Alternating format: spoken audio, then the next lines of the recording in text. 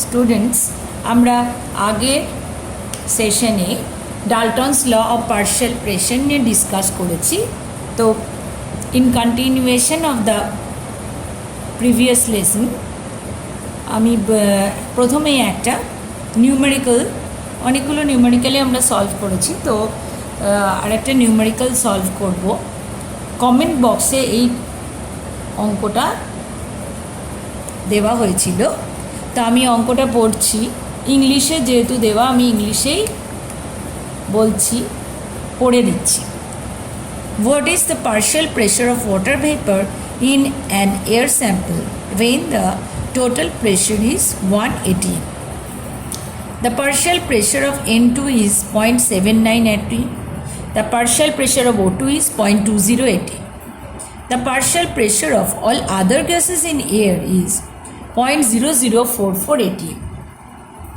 প্রথমেই আমরা ওই রিলেশনটাকেই ফলো করব যে total pressure equals to PT equals to P1 plus P2 plus P3T plus so on, অর্থাৎ সমস্ত কম্পোনেন্ট বা উপাদানগুলোর যে পার্শিয়াল প্রেশার বা আংশিক চাপ, তাদের সমষ্টি হচ্ছে মোট চাপের সমান।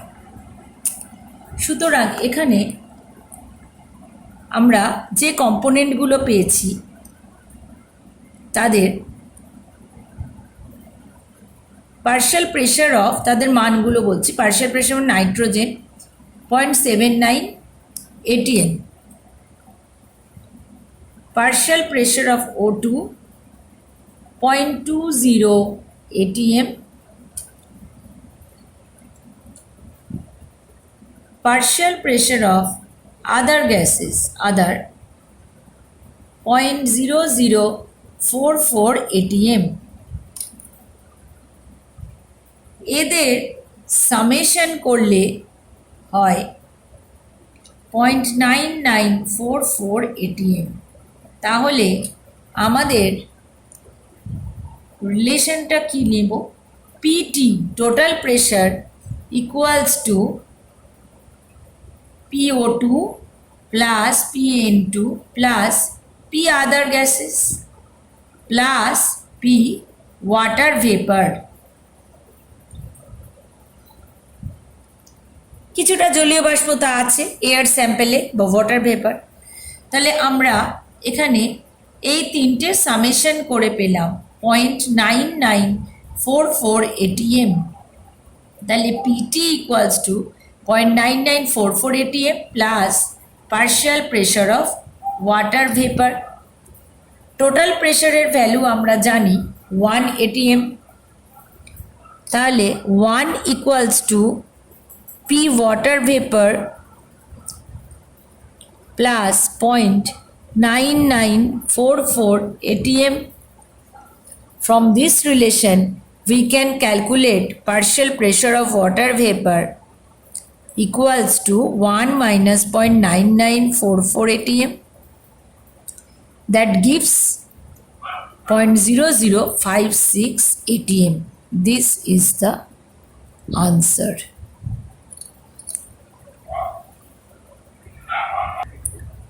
আমরা এবার নেক্সট টপিকে যাব, গ্যাসের ব্যাপন বা ডিফিউশন অফ গ্যাস। দেখো, আমরা জানি যে গ্যাসের অণুগুলোর মধ্যে বিশাল আন্তরাণবিক ফাঁক থাকে, অর্থাৎ তাদের মধ্যে কোনো inter molecular force of attraction খুবই নগণ্য। তাই গ্যাস মলিকিউলগুলোর মধ্যে সে কারণেই কিন্তু বিশৃঙ্খল গতি দেখা যায়, বিশৃঙ্খলা দেখা যায়, অর্থাৎ র্যান্ডামনেস শো করে। এগুলো আমরা আগেই পড়েছি। তো এই র্যান্ডামনেসের কারণে ঘরের কোনায় যদি আমরা একটা মশার ধূপের কয়েল, এখন খুবই মশার উৎপাত, মশার ধূপের কয়েল জ্বালি, সেই গন্ধটা কিন্তু সারা ঘরে ছড়িয়ে যাবে। সুন্দর গন্ধওয়ালা একটা ধূপ জ্বাললেও ছড়িয়ে যাবে। ক্লাসরুমে কেউ একটা পারফিউম বা বডি স্প্রে ইউজ করে ঢুকলো, সঙ্গে সঙ্গে আমরা কিন্তু টের পেয়ে যাব তার গন্ধের সাহায্যে। অর্থাৎ কোনো এক জায়গায় সেই গন্ধটার সোর্স থাকলে সেটা সারা ঘরে ছড়িয়ে পড়ে। এখন এই যে বেসিক্যালি এই ফেনোমেনা হলো গ্যাসের ব্যাপন। তো দেখো, যদি 10 অ্যাটমসফিয়ারিক প্রেসারে 10 atm অক্সিজেন গ্যাসকে রাখা হয়, কোনো একটা জায়গায় অক্সিজেন গ্যাস দিয়ে ভর্তি করা হলো একটা আবদ্ধ অংশ। এবার সেটা কোনো অপর একটি এমটি প্লেসের থেকে অ্যাটাচড হয়ে রয়েছে, অর্থাৎ একটা খালি জায়গা সাথে যুক্ত হয়ে রয়েছে। এখন এদের মাঝে যদি একটা ফাঁক তৈরি করা হয় তাহলে কি হবে, এই 10 ATM চাপে যে অক্সিজেন গ্যাস ছিল সেই অক্সিজেন গ্যাস খুব সহজেই বাকি প্রান্তে চলে যাবে।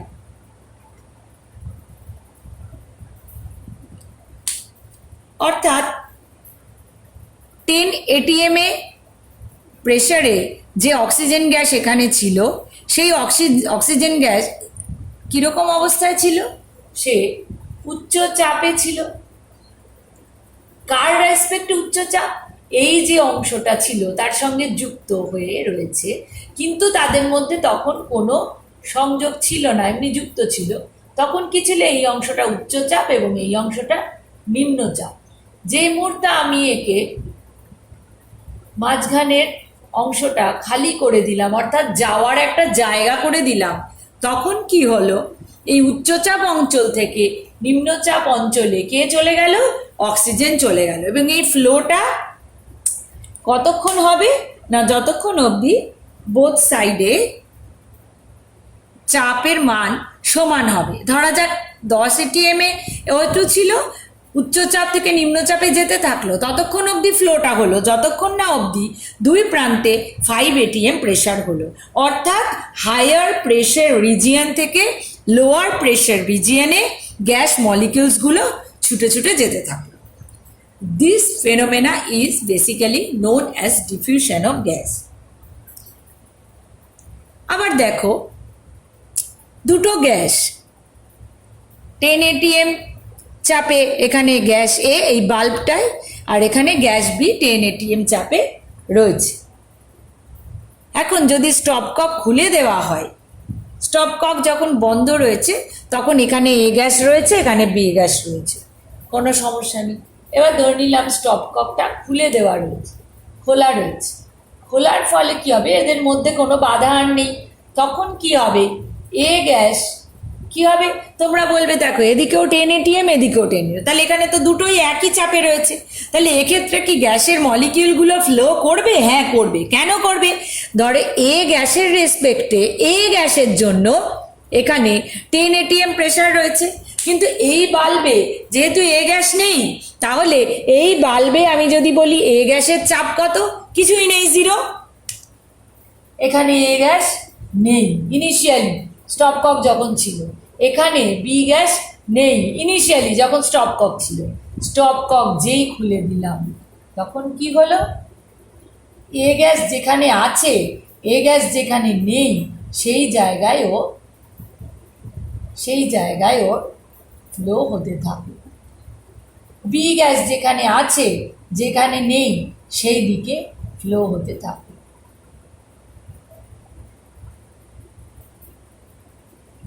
অর্থাৎ এ গ্যাসের চাপ এদিকে যে 10 ATM এ গ্যাস ছিল সেই এ গ্যাস বাল্বের সরু মুখ দিয়ে ওই প্রান্তে যেতে থাকবে, আর বি গ্যাস বাল্বের সরু মুখ দিয়ে ও যেদিকে ছিল সেখান থেকে এ গ্যাসের দিকে আসতে থাকবে।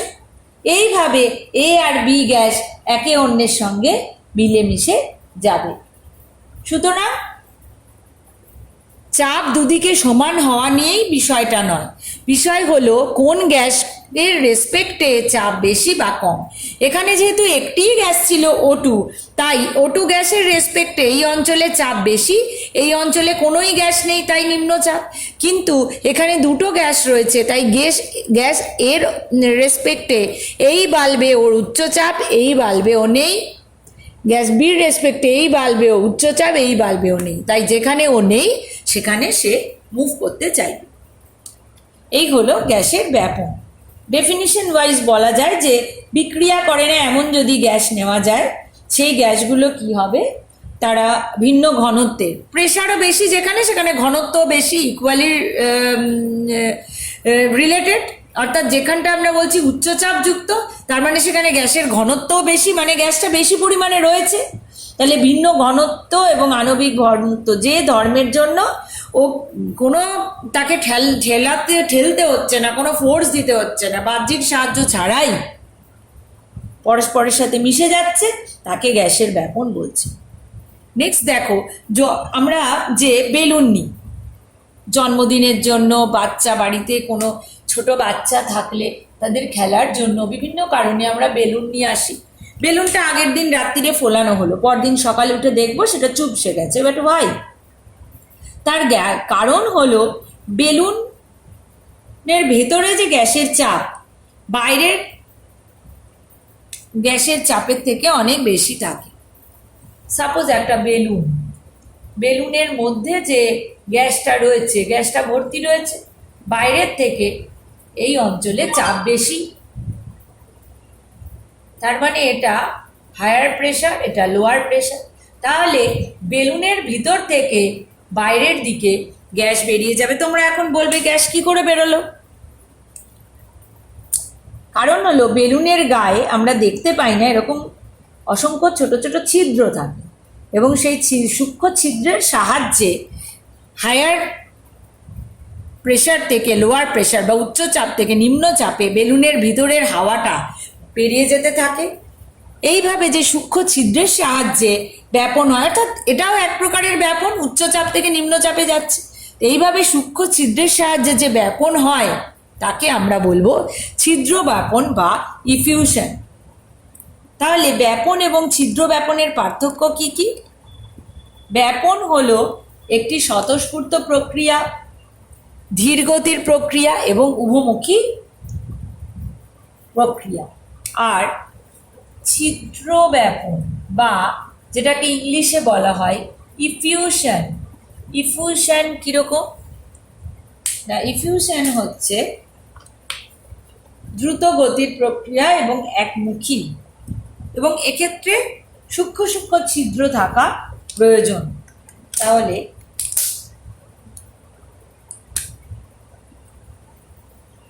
অতি সূক্ষ্ম ছিদ্রের সাহায্যে উচ্চ চাপ থেকে নিম্ন চাপের দিকে যায়। নাম্বার বি, দ্রুত গতির প্রক্রিয়া। নাম্বার সি, একমুখী। আগের ক্ষেত্রে আমরা দেখেছিলাম একটি গ্যাস অন্যটির সাথে মিশে যাচ্ছে, এখানে কিন্তু তা নয়, সূক্ষ্ম ছিদ্রের সাহায্যে উচ্চ চাপ থেকে নিম্ন চাপের দিকেই গ্যাসের ব্যাপন হচ্ছে। So these are the differences between diffusion of gas and effusion of gas. এবার আমরা রেট অফ ডিফিউশন কাকে বলে সেটা দেখব। What is rate of diffusion or effusion? ব্যাপন বা ছিদ্র ব্যাপনের হার বলতে কি বোঝায়? হার বলতে বোঝায়, একে দেখো স্মল লেটার দ্বারা চিহ্নিত করা হয়, যে ব্যাপিত গ্যাসের আয়তন ডিভাইডেড বাই ব্যাপন বা ছিদ্র ব্যাপনের সময়। অর্থাৎ একটা নির্দিষ্ট সময় কতটা পরিমাণ, কতটা আয়তনের গ্যাস ব্যাপিত হয়েছে, কতটা আয়তনের গ্যাস উচ্চ চাপ থেকে নিম্ন চাপের দিকে গেছে। ব্যাপিত গ্যাসের আয়তন ডিভাইডেড বাই ব্যাপনের সময়। আমরা জানি অ্যাভোগাড্রো ল থেকে যদি নির্দিষ্ট উষ্ণতা ও চাপ থাকে তাহলে আয়তন এবং মোল সংখ্যা পরস্পর সমানুপাতিক। সুতরাং এর সমান চিহ্ন দিয়ে আমরা একে ইকুয়াল করে আমরা লিখতে পারি ব্যাপিত গ্যাসের মোল সংখ্যা বা এন ডিভাইডেড বাই ব্যাপন বা ছিদ্র ব্যাপনের জন্য প্রয়োজনীয় সময় বা টি। ওকে, এবার আমরা দেখব গ্রাহামের ব্যাপন সূত্র কি বলেছে। দেখো, গ্রাহামস ল অফ ডিফিউশন কি বলে? গ্রাহামস ল অফ ডিফিউশনে বোঝায় নির্দিষ্ট চাপ, বলা হয় যে নির্দিষ্ট চাপ ও উষ্ণতায় ব্যাপন বা ছিদ্র ব্যাপনের হার ঘনত্বের বর্গমূলের ব্যস্তানুপাতে পরিবর্তিত হয়। আবারও বলছি, নির্দিষ্ট চাপ ও উষ্ণতায় কোনো গ্যাসের ব্যাপনের হার ওই গ্যাসটার ঘনত্বের, ডি দিয়ে ঘনত্ব প্রকাশিত হয়েছে, ঘনত্বের বর্গমূলের ব্যস্তানুপাতিক হয়। ব্যাপন এবং ছিদ্র ব্যাপন উভয় ক্ষেত্রেই এই সূত্র, গ্রাহামের এই সূত্রটি কিন্তু প্রযোজ্য। এর গাণিতিক রূপ আমরা লিখতে পারি আর সমানুপাতিক 1/√d। কে যদি একটি ধ্রুবক হয় তাহলে r equals to K into 1/√d। তাহলে একই চাপ ও উষ্ণতায় যদি দুই প্রকারের গ্যাসকে আমরা কনসিডার করি, ধরা যাক যে একটি সচ্ছিদ্র দেওয়াল দিয়ে দেওয়ালের মাধ্যমে সেটি ব্যাপিত হচ্ছে বা ছিদ্র ব্যাপন হচ্ছে, তাহলে তাদের হার যদি ব্যাপনের হার যদি গ্যাস 1 এর জন্য R1, গ্যাস 2 এর জন্য R2 হয়, তাহলে এই গ্রাহামস ল অফ ডিফিউশনের গাণিতিক রূপে যে সম্পর্কটি আমরা পেয়েছি সেখানে ওই মানগুলো বসিয়ে আমরা পাই R1 ইকুয়ালস টু, অর্থাৎ গ্যাস 1 এর জন্য K divided by √D1। D1 হলো 1 নম্বর গ্যাসের ঘনত্ব, এর ঘনত্ব হচ্ছে D1। গ্যাস 2 এর ঘনত্ব হচ্ছে D2। তাহলে আবারও বলি, গ্যাস 1 এর রেট অফ ডিফিউশন বা ব্যাপন হার R1, ঘনত্ব D1, গ্যাস 2 এর ব্যাপন হার R2 এবং ঘনত্ব D2। তাহলে R1 ইকুয়ালস টু লিখতে পারি K/√D1, R2 ইকুয়ালস টু লিখতে পারি K/√D2।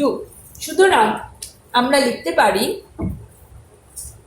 R1/R2 equals to √D2 divided by √D1।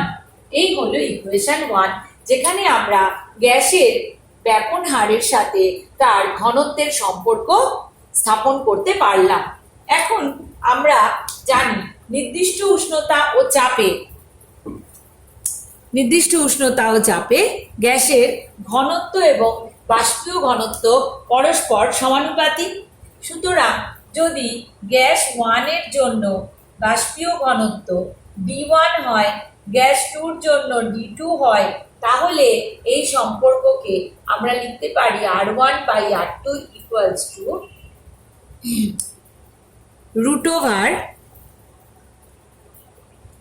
সম্পর্কটা আবার লিখলাম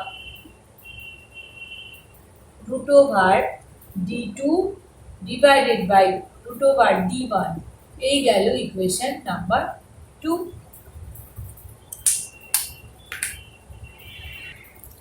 তাহলে আমরা বলতে পারি নির্দিষ্ট চাপ ও উষ্ণতায় কোনো গ্যাসের ব্যাপন বা ছিদ্র ব্যাপনের হার কিসের সঙ্গে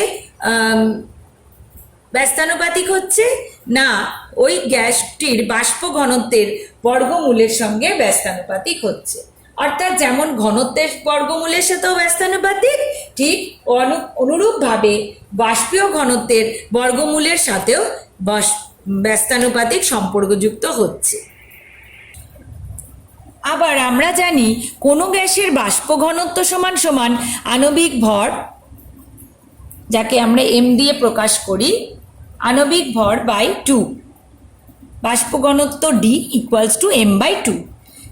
অতএব দুটি গ্যাসের বাষ্প ঘনত্ব যথাক্রমে D1, ক্যাপিটাল D1 এবং ক্যাপিটাল D2 হলে তাদের আণবিক ভর যথাক্রমে ক্যাপিটাল M1 এবং ক্যাপিটাল M2 হলে আমরা লিখতে পারি D1 ইকুয়ালস টু m1/2 এবং D2 ইকুয়ালস টু m2/2।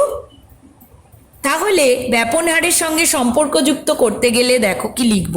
1 নম্বর গ্যাসের ব্যাপন হার উইদিন ব্র্যাকেট R1, 2 নম্বর গ্যাসের ব্যাপন হার within bracket R2 equals to, আগেই আমরা পেয়েছি √D2/D1। তাহলে এখানে তার বদলে আমরা লিখতে পারি D2-র বদলে m2/2, D1 এর বদলে m1/2, অর্থাৎ ইকুয়ালস টু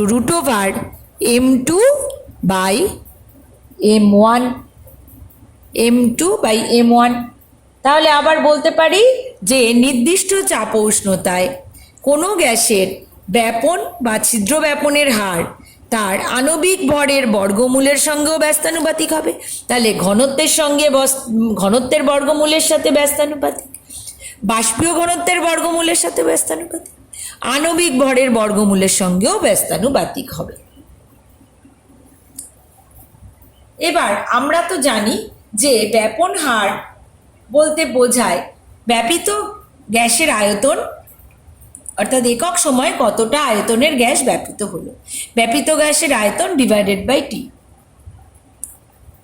তাহলে যদি আমরা সমান আয়তনযুক্ত দুটি গ্যাসকে কল্পনা করি, ধরা হচ্ছে যে সমান পরিমাণ আয়তন ব্যাপিত হয়েছে, সমান আয়তনের ব্যাপন হয়েছে দুটি গ্যাসে, তাহলে 1 নম্বর গ্যাসের যদি ব্যাপন হার R1, 2 নম্বর গ্যাসের R2, 1 নম্বর গ্যাসের ঘনত্ব স্মল d1, 2 নম্বর গ্যাসের স্মল d2, বাষ্পীয় ঘনত্ব 1 নম্বর গ্যাসের ক্যাপিটাল D1, এর ক্ষেত্রে D2, capital M1, capital M2 হলো আণবিক ভর, T1 এবং T2 হলো তাদের ব্যাপনের সময়।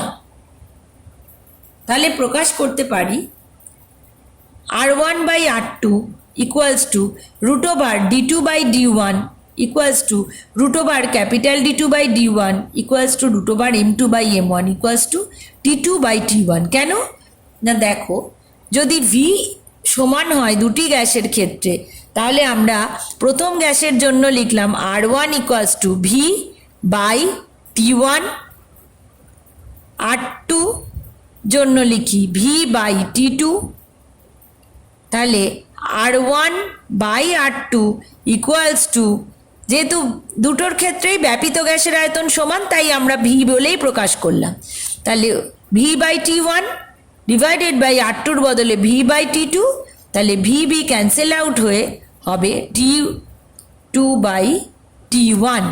দেখো আমাদের সম্পর্কটা R1 বাই R2 হলো T2 বাই T1, কখন না যখন সমান আয়তনযুক্ত দুটি গ্যাস নেওয়া হয়েছে নির্দিষ্ট চাপ ও উষ্ণতায়। ক্লিয়ার?